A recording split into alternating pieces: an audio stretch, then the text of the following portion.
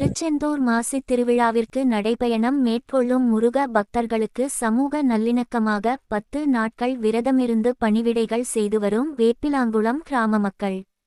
திருச்செந்தூர் மாசித் திருவிழாவையொட்டி ஆயிரக்கணக்கான பக்தர்கள் நடைபயணம் மேற்கொண்டும் காவடி எடுத்துக் கொண்டும் நடைபயணம் மேற்கொண்டுள்ளனர்.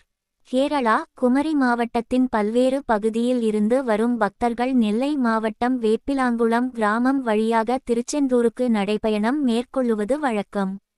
இவ்வாறு நடைபயணம் மேற்கொள்ளும் முருக பக்தர்கள் அப்பகுதியில் வந்து காவடிகளை இறக்கி வைத்து ஓய்வெடுத்து செல்கின்றனர்.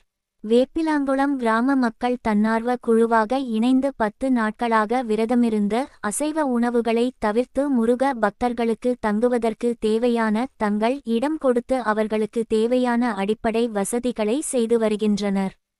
நீண்ட தூரம் நடந்து வரும் பக்தர்களின் பசியை போக்கத் தொடர்ந்து இரவு பகலாக அன்னதானம் வழங்கப்பட்டு வருகிறது. நீண்ட தூர நடைபயணத்தால் பக்தர்களுக்கு ஏற்படும் கால் வலி மற்றும் உடல் சோர்வை போக்க மூலிகை தைலங்களை கொண்டு தன்னார்வலர்களே பக்தர்களின் கால்களில் மசாஜ் செய்து சுளுக்கு எடுத்து வருகின்றனர். பக்தர்கள் தங்கி இளைப்பாறுவதற்கு தேவையான அடிப்படை வசதிகளையும் இந்த தன்னார்வலர் குழுவினர் செய்து கொடுத்துள்ளனர். நடைபெறும் மேற்கொள்ளும் முருக பக்தர்களுக்கு வடக்கன்குளம் பகுதியை சேர்ந்த ஏராளமான கிறிஸ்தவ மக்களும் தங்களால் இயன்ற உதவிகளை இந்த தன்னார்வ குழுவின் மூலம் செய்து வருகிறார்கள் என்பது குறிப்பிடத்தக்கது. ஒட்டுமொத்தமாக சமூக நல்லிணத்துக்கு எடுத்துக்காட்டாகவும் இந்த நிகழ்வு உள்ளது.